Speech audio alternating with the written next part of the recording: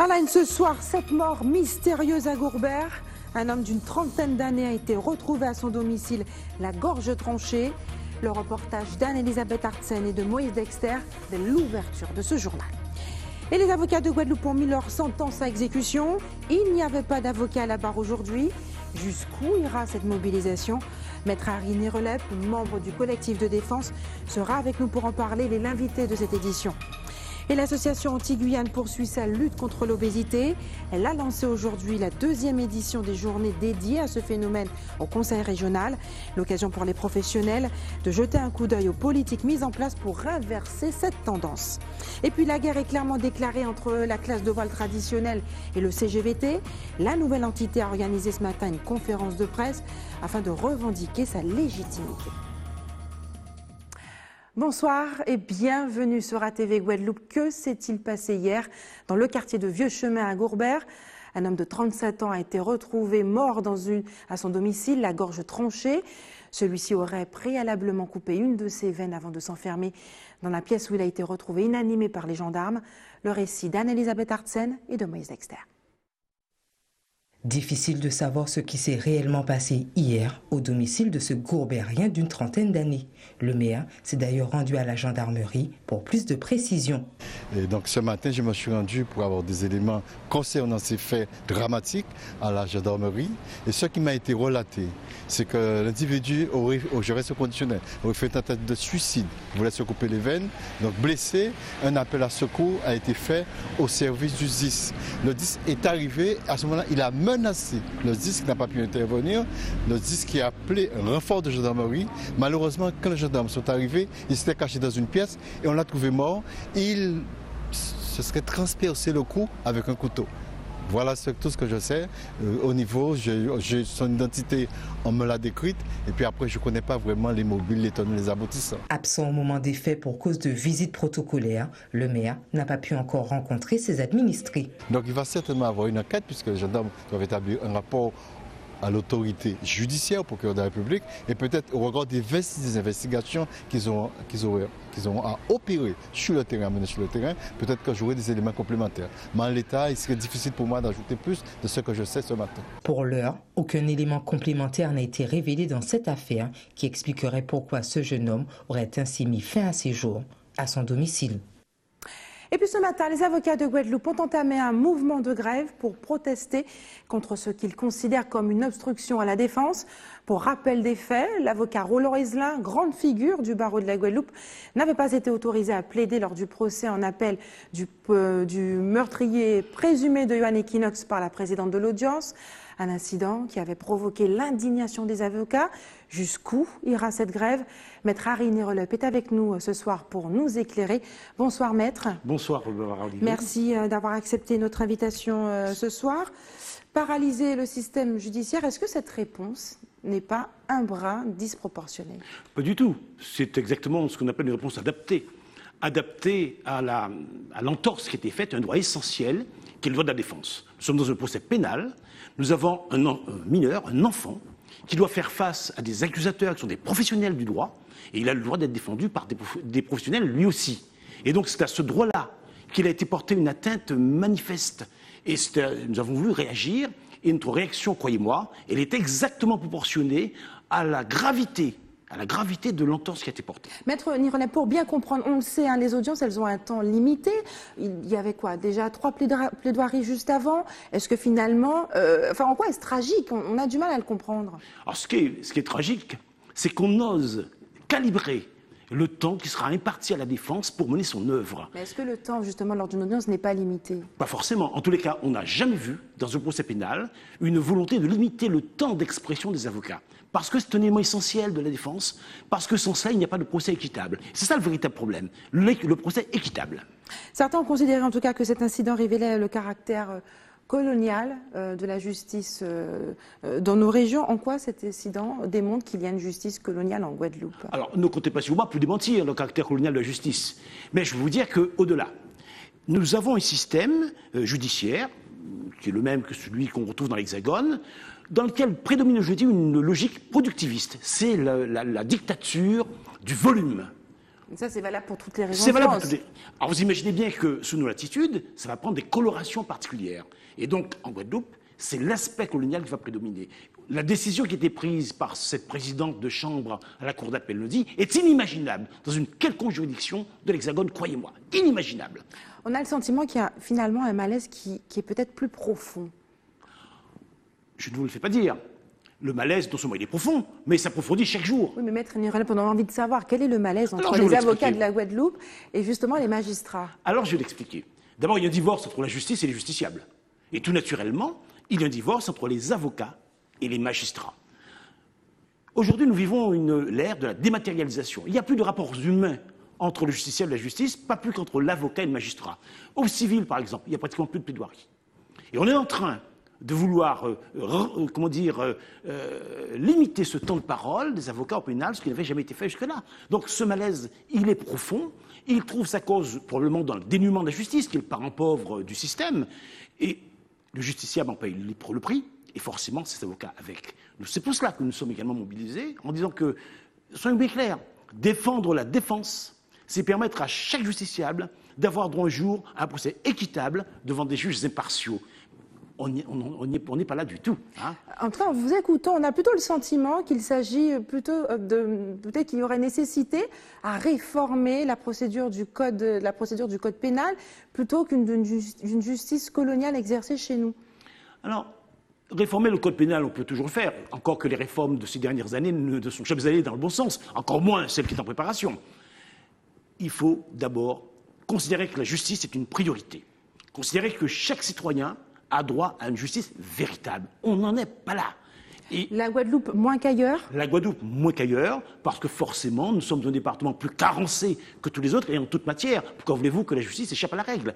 Donc, nous avons aujourd'hui des avocats qui ont à peu près, globalement, la même formation que des magistrats. Tant les rapports ne sont pas les mêmes. Ce ne sont pas les mêmes. Mais, vous savez, je pourrais développer... Là, je m'exprime au nom du collectif de défense, et je pourrais vous dire qu'il y a d'autres aspects. On parle d'aspect colonial, on peut parler aussi de l'aspect racial, qui est une vraie réalité. Une vraie réalité. On a envie de savoir, expliquez-nous de façon concrète, puisque sinon ce sont des allégations. Donc, des cas concrets. Comment peut-on parler d'une justice qui est racialisée? Alors, ça, c'est un thème qui m'est cher, parce que je le mesure chaque jour. Chaque jour, j'ai le sentiment qu'il y a des décisions qui sont prises et qui, probablement, n'eussent pas été prises dans d'autres circonstances avec d'autres individus. Jusqu'où ira cette mobilisation? On a vu, il n'y avait pas d'avocat aujourd'hui à la barre. Jusqu'où? Est-ce que demain, est-ce que vous avez l'intention de prolonger cette grève? Alors, écoutez, encore une fois, je ne m'exprime pas au nom du barreau de Guadeloupe, auquel je n'appartiens pas du reste. Et du collectif de défense? Au nom du collectif de défense. Et nous ferons tout pour que ce mouvement aille à son terme, c'est-à-dire parvienne à instaurer une nouvelle relation entre les avocats et les magistrats. Aujourd'hui, la relation, elle est faite? Elle est faite de dédain. Elle est faite de courtoisie formelle. Elle est faite de méconnaissance. Elle est faite de mépris, tout simplement. Et nous voulons sortir. Et nous voulons sortir par la mobilisation. Nous voulons sortir en affirmant que les Guadeloupéens ont droit à une vraie justice et qui est mieux placé que les avocats guadeloupéens pour imposer cette vraie justice. Comment allez-vous l'obtenir? Quelle garantie attendez-vous pour obtenir le respect des magistrats? Alors écoutez, quand on mérite le respect, on ne se contente pas de le revendiquer, on l'impose. Et c'est exactement ce que nous sommes en train de faire. Vous savez, lorsqu'il y a eu cet incident le dit, nous avons mis en garde la présidente. Nous l'avons mise en garde. Moi, je lui dis à cette présidente, « Madame, vous semez le vent, je vous promets que vous allez récolter la tempête. » Promesse faite, promesse tenue. Et bien voilà, c'est comme ça que chaque président de juridiction qui se permet de ce genre d'attitude saura qu'à l'avenir, il encourt la colère des avocats. Et cette promesse, elle sera tenue chaque fois. Je suis convaincu. En tout cas, le collectif de défense fera tout pour ça. Le collectif de défense a-t-il décidé de se mobiliser encore demain et pour les jours à venir? Alors, au moment où nous parlons, les avocats du barreau de Guadeloupe sont en Assemblée générale. Je n'y suis pas parce que je ne suis pas membre de ce barreau. Mes camarades, mes amis du collectif y sont. Vous pensez bien qu'ils peseront de tout leur poids pour que cette mobilisation demeure, pour que cette mobilisation s'amplifie, pour que cette mobilisation s'approfondisse, jusqu'à ce que les raisons soient entendues par tous les magistrats, aussi bien du siège que du parquet. On n'en est pas là. Mais on va y arriver, croyez-moi. Maître Nirolep, merci en tout cas d'avoir accepté de répondre à nos questions ce soir. Nous partons pour la Guyane, après 10 jours après la démission des 17 médecins urgentistes de l'hôpital de Cayenne. Les choses n'ont pas bougé. Via un communiqué d'alerte, le député Serville a interpellé la ministre de la Santé où il dénonce les manquements de l'Agence régionale de santé. Merci de votre invitation. On regarde le reportage de Jonathan Larieux, je vous en prie. La démission des médecins urgentistes de Cayenne ne cesse de créer des remous. Dans un courrier adressé à la ministre des Solidarités et de la Santé, le député Gabriel Serville pointe du doigt les défaillances de l'Agence régionale de santé, qu'il estime en partie responsable. Je considère que l'ARS a une lourde responsabilité en la matière. L'ARS, c'est le préfet de la santé. Que nous en arrivions aujourd'hui à ce type de manifestation, cela signifie que le travail n'a pas été fait correctement et qu'il faille rapidement trouver les voies et moyens de nommer quelqu'un qui ait de l'expertise, quelqu'un qui a de la bouteille, quelqu'un qui va bénéficier de la confiance de son ministère et qui, lorsqu'il va remonter à Paris pour dire voilà ce dont j'ai besoin pour faire fonctionner la santé en Guyane, que le ministère ne le soupçonne pas d'agir sous la pression ni des syndicats, ni des politiques, ni des Guyanais, mais quelqu'un vraiment qui bénéficie d'une entière confiance parce qu'il aura démontré son savoir-faire. Mais au Char, la situation est loin d'aller mieux. Après une première réunion le 11 mai dernier avec les acteurs de la santé du département, les urgentistes ont présenté un planning construit selon les moyens humains dont dispose l'hôpital. Confronté au nombre d'heures pratiquées par le corps médical, celui-ci permettrait de montrer qu'aujourd'hui, l'hôpital de Cayenne ne peut répondre à la demande en soins due à son manque de personnel. Face à cette réalité, la direction de l'hôpital propose de minimiser les sessions durant lesquelles les patients pourraient être pris en charge, comme par exemple ne laisser en poste qu'un seul médecin urgentiste sur la journée du dimanche, ou encore de supprimer certains créneaux de prise en charge hospitaliers. Mais cette solution, loin de convaincre les médecins, ceux-ci décident d'assumer l'intégralité des fonctions dont le service a besoin pour fonctionner, sans compter les heures. Mais pour les médecins, cela ne sera possible que jusqu'à la fin du mois de mai. Une réunion est prévue demain avec la direction, mais les urgentistes n'ont pas encore décidé s'ils y prendront part ou non. Et puis, scandale de l'eau en Martinique. 2 personnes ont été mises en examen dans l'affaire de détournement de fonds à la société Odyssey. Il s'agit de l'ancien directeur général des services et de l'ancien directeur de la clientèle. Tous 2 ont été laissés en liberté sous contrôle judiciaire. Le reportage de nos confrères d'ATV Martinique.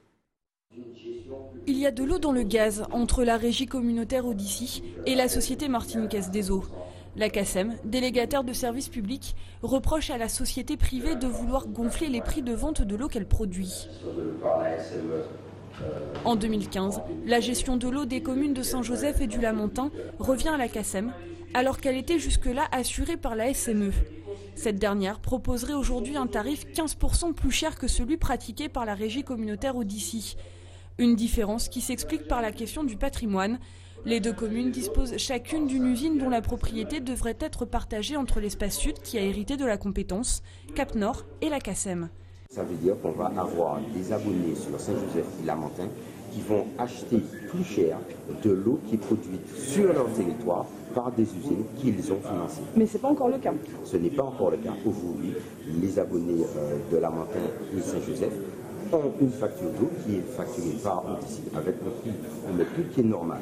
Aujourd'hui, la SME veut nous amener à acheter l'eau en gros à 87 centimes alors qu'elle est produite à 17 centimes. En perdant la gestion des 2 communes, la SME aurait perdu 10 000 abonnés et, d'après ses détracteurs, chercherait à compenser le manque à gagner. Une situation qui aurait été favorisée par l'ancien syndicat intercommunal du centre et du sud de la Martinique. À sa dissolution en janvier 2017, le SIGM aurait privilégié la SME par un contrat à son profit. Donc on a d'un côté l'entreprise, j'insiste, pour maintenir son équilibre économique et donc sa rente, qui fixe un prix absolument abusif, que refuse, à raison, d'acquitter la CACEM qui se mettrait en situation de quasi-faillite. Faute de trouver un prix équitable pour l'ensemble des communes et une gestion unique de l'eau, les associations mêlées au dossier veulent porter plainte contre l'ancien syndicat intercommunal. On va déposer plainte pénale devant le parquet national financier pour favoritisme de la part de l'ex-SIGM et recel de favoritisme vis-à-vis de la société martiniquaise des eaux. Pourquoi je vous dis ça? Parce que c'est pas qu'on ne peut pas attaquer la SME en direct, mais comme c'est le délégataire d'une entité publique, autorité publique, on est obligé, c'est pas contre les élus du SIGM, même si pour moi ils ont quand même une petite part de responsabilité, puisque c'est eux qui ont délégué, mais pour atteindre la SME, qui est quand même le principal responsable, on est obligé, juridiquement de mettre en cause l'ex-cycle. Les associations espèrent convaincre les abonnés de rejoindre la procédure judiciaire. En attendant, la CACEM a interpellé la préfecture pour établir un groupe de travail. Objectif, fixer un prix unitaire de l'eau pour l'ensemble de la Martinique. Une problématique qui revient régulièrement sur le devant de la scène depuis des années. Et puis restez avec nous sur ATV Guadeloupe. Quelle politique, dans un instant, quelle politique pour lutter contre l'obésité infantile dans notre région, nous le verrons. Et puis que se passe-t-il dans le monde de la voile traditionnelle? La classe des canots Saint-Ouen, en tout cas, souhaite revendiquer sa légitimité. En Guadeloupe, plus de 12% des enfants âgés de 3 à 15 ans sont en situation d'obésité. Pour inverser cette tendance, des associations mènent des opérations sur le terrain, mais réfléchissent aussi à des politiques à mettre en place. C'est le cas de Lagos, l'association anti-Guyane de lutte contre l'obésité. Elle a lancé aujourd'hui sa 2e édition des journées dédiées à ce phénomène. Le reportage est signé Karen Diama, Patrick Curie. En Guadeloupe, plus de 50% de la population souffre de surpoids et d'obésité. Et les enfants n'y échappent pas, représentant à eux seuls 12% de ce nombre alarmant. L'objectif d'arriver à concevoir une prise en charge adaptée de nos enfants directement sur notre territoire aujourd'hui. Parce que c'est bien ça la question fondamentale, c'est que des dispositifs existent, des structures existent, mais bien souvent, en tant que je suis parent concerné par la question, donc bien souvent, la prise en charge de nos enfants ne se fait pas directement sur notre territoire, en tout cas la prise en charge globale. Nous avons des actions un peu diffuse, mais la prise en charge globale, c'est vraiment construire un parcours d'accompagnement de nos enfants dans une structure adaptée sur notre territoire. Cause principale de ce fléau infantile, le manque d'activité. Ils ne font plus grand-chose. Même à l'école, je dirais, on a quelques heures d'activité physique. La plus problématique, c'est pour les enfants qui sont en école primaire, en maternelle, puisqu'ils n'ont pas du tout d'activité physique et sportive encadrée par des éducateurs. Donc là, il faudra remédier à la situation en mettant en place des programmes de prévention et qu'il y ait un éducateur, je dirais, dans chacune des maternelles et des écoles primaires. Si l'inactivité reste l'un des facteurs les plus connus, la situation géographique semble elle aussi influer sur les chiffres de l'obésité infantile. En Guadeloupe, on a des chiffres plus élevés que le territoire national. Ça se retrouve dans les autres DOM aussi. Donc effectivement, premièrement, on a une spécificité par rapport au territoire national. Donc il nous faut mettre des moyens supplémentaires, une action supplémentaire. Mais même au sein de notre même territoire, la Guadeloupe, on a des spécificités sur certains territoires. Ce matin, on a montré que les enfants sont un peu plus touchés par l'obésité et le surpoids, sur le sud Basse-Terre par exemple, à Marie-Galante aussi. Donc effectivement, ça appelle de nous tout simplement une vigilance et puis surtout chercher le pourquoi et chercher les solutions. Tous s'accorderont pour dire que la meilleure solution reste l'éducation à une alimentation saine et équilibrée. Les journées de l'obésité se poursuivent demain au Champ d'Arbaud de Basse-Terre. Et puis ce jeudi était la journée mondiale de lutte contre l'hypertension artérielle, une maladie très sérieuse qui fait des ravages dans notre pays. Faites-vous attention dans vos choix alimentaires pour éviter justement cette pathologie. Anne-Elisabeth Artsen et Moïse Dexter vous ont posé la question. On écoute vos réponses. Pour éviter l'hypertension, je mange très peu salé. Ça fait déjà une dizaine d'années que je mange très peu salé. Il faut dire aussi que au point de vue alimentaire même, je mange des légumes. Je préfère les Christophines qui agissent quand même, qui stabilisent quelque peu la tension. Ne pas manger n'importe quoi, mais il y a des recommandations en matière d'hypertension. Il faut éviter de consommer du sel en grande quantité. Bien sûr, on peut en consommer, mais de trop, non. Déjà, je mange sans sel, moi. Donc j'ai éliminé le sel.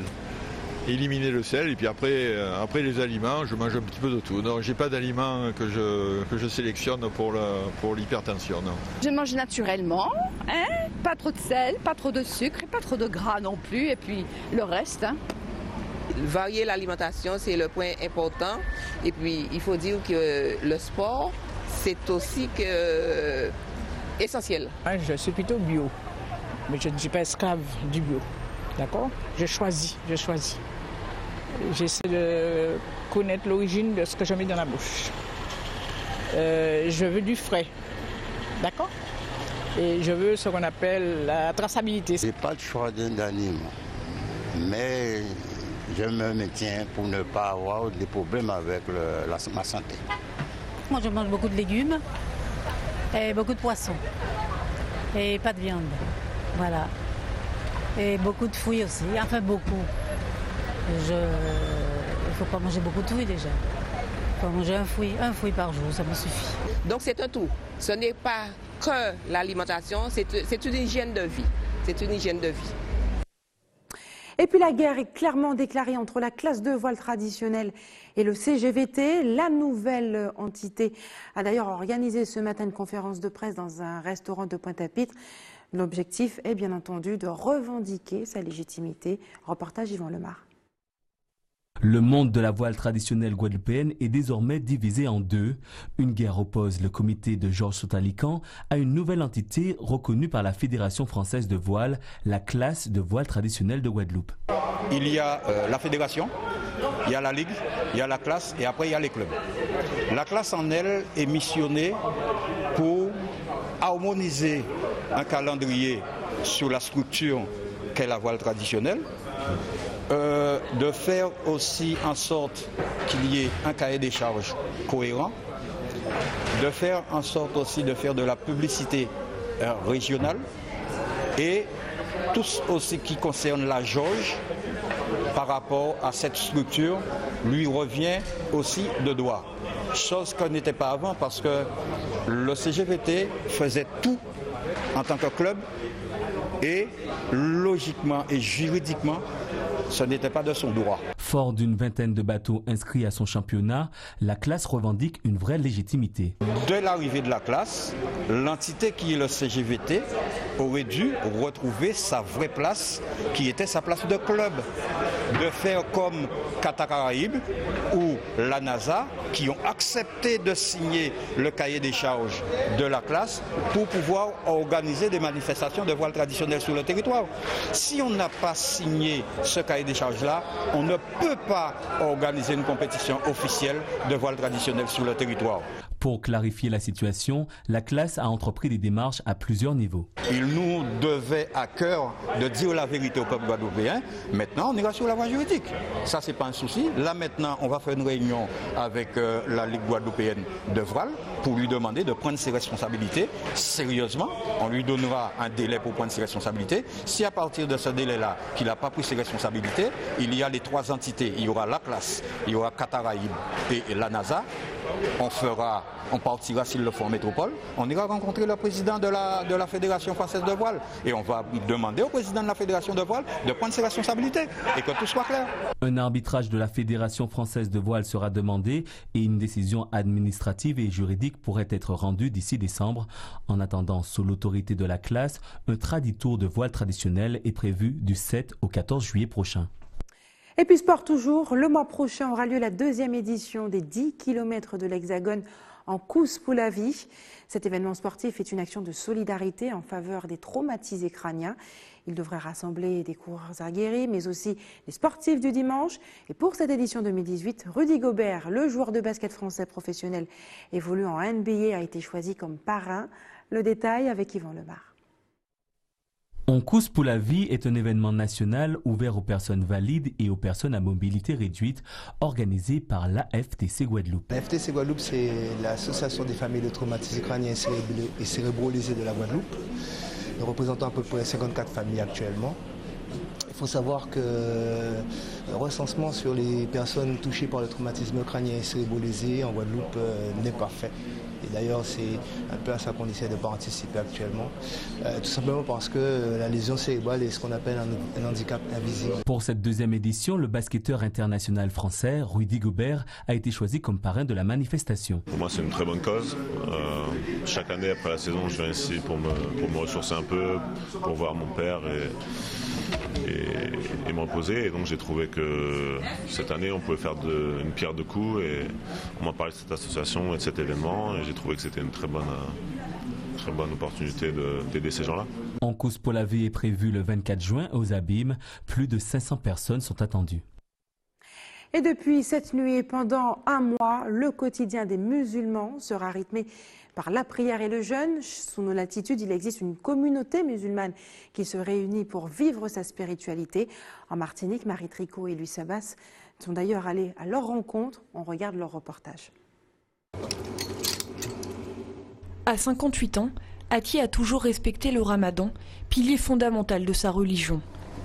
Sans délaisser son activité professionnelle, ce gérant de magasin vit le premier jour du mois saint comme l'occasion de devenir un homme meilleur.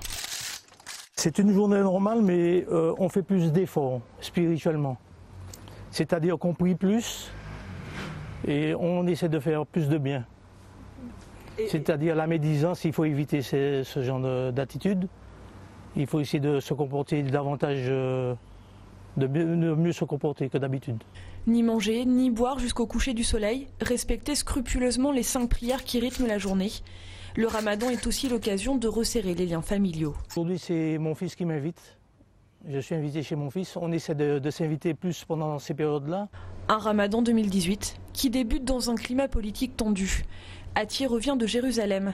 Il a passé plus d'un mois sur les territoires palestiniens et a assisté aux manifestations qui ont fait plus de 60 morts en marge de l'inauguration de la nouvelle ambassade américaine. Bien sûr, on pense à tout ça. On est avec eux. C'est difficile, mais eux, c'est encore plus dur pour eux. Parce qu'ils sont dans la détresse et ils continuent à faire leur jeûne.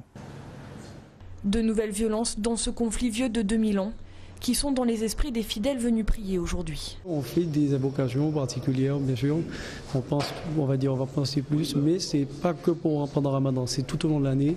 On pense à tous les pays, notamment à la Syrie aussi, à l'Irak, à l'Iran, partout où il y a des pays où il y a des gens, des musulmans qui sont en difficulté. On pense à eux tout le temps. Pendant 30 jours, les musulmans respectant le ramadan vont lire le Coran dans son intégralité. Une certaine sérénité, une certaine sagesse, un apaisement total. Et comme je disais en créole, a été debout de ça. Jusqu'à la rupture du jeûne et l'Aïd el-Fitr, symbole de fraternité et de réconciliation. Et c'est l'heure des informations pratiques. Maintenant, faites des réserves eau. Si vous habitez à Saint-François et dans le quartier de Carac aux Abîmes, les coupures sont prévues chez vous demain soir à partir de 18 h.